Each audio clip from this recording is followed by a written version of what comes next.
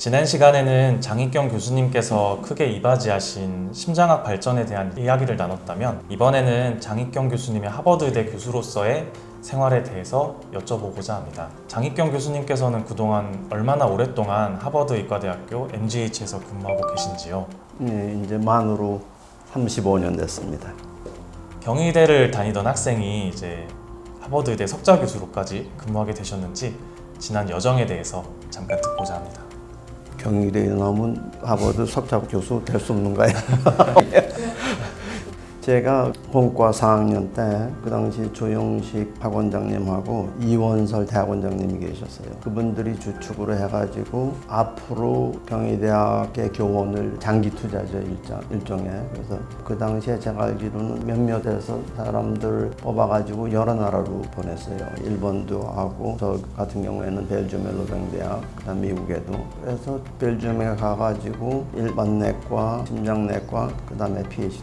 1987년도에 PhD를 디펜스 했는데 디펜스 할 때 데즈레 콜론이라는 교수님이 계셨어요. 심근경색 뇌졸중에 아직도 많이 쓰는 거 TPA라고 있습니다. Tissue Plasminogen Activator를 처음 디스커버 한 분이에요. 대단한 분이에요. 그분이 하버드에 비지팅 프로페서로 계셨는데 그분이 추천을 해주셔가지고 1987년도에 매사추세츠 제너럴 호스피탈에 왔습니다. 그 당시에 하버드 메디컬 스쿨에 큰 대학병원이 4개가 있었는데 매사추세츠 제너럴 호스피탈은 제가 학생 때부터 꿈에도 그리던 그런 병원이에요.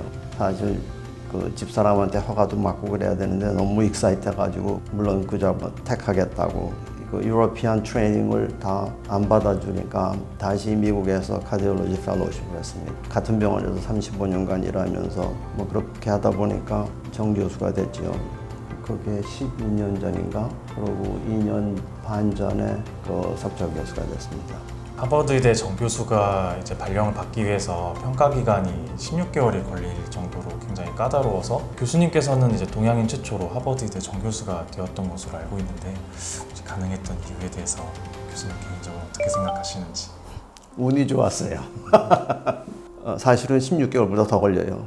저뿐만이 아니라 누구든지 하버드 메디컬 스쿨. 그러니까 메디컬 스쿨에서 부교수까지는 그 스탠딩 커미티가 있습니다. 무슨 말인가 하면 캔디데이트가 있으면 등 커미티에서 그냥 이밸류에이션 해요. 근데 정교수 캔디데이트가 올라오면은 one particular person을 위해서 커미티를 메디컬 스쿨에서 새로 포함해요. 시간도 많이 걸리고 7인가 8단계를 하다 보니까 1년 반, 2년씩에 걸리잖아요. 정교수 될 자격이 있느냐 하는 거는 논문이 제일 중요하고 추천서가 10개가 넘어야 되는 걸로 알아요.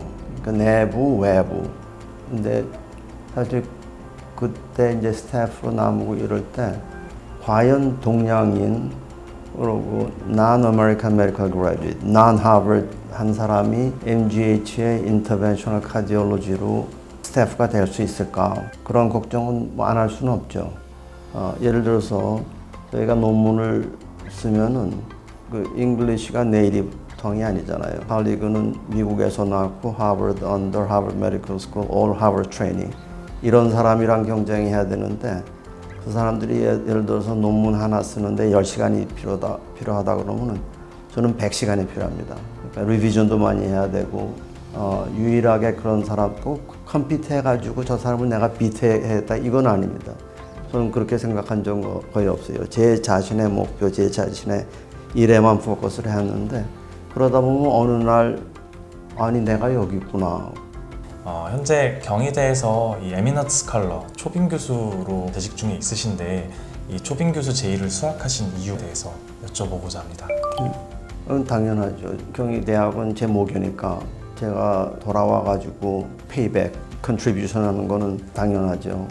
지금 초빙 교수로서 교수님께서 이제 정기적으로 한국에 방문을 하셔서 병원에 있는 이제 직원들이나 의과대학에 이제 배우고 있는 학생들에게 그래도 좋은 강의를 해주시고 그래서 많은 가르침을 주고 계시지만 자세한 얘기라고 한다면 처음에 저희 랩에 펠로들이 오면은 똑같은 말을 우리 경희대학교 의대뿐만이 아니라 경희대 학생들한테 하고 싶은데 그 소위 말하는 영어로 aim high 하는 거예요. 목표가 여기다 그러면 여기까지 올라오면 그 다음에는 상당히 만족해가지고 스탑하거나 뭐 그럴 수가 있죠.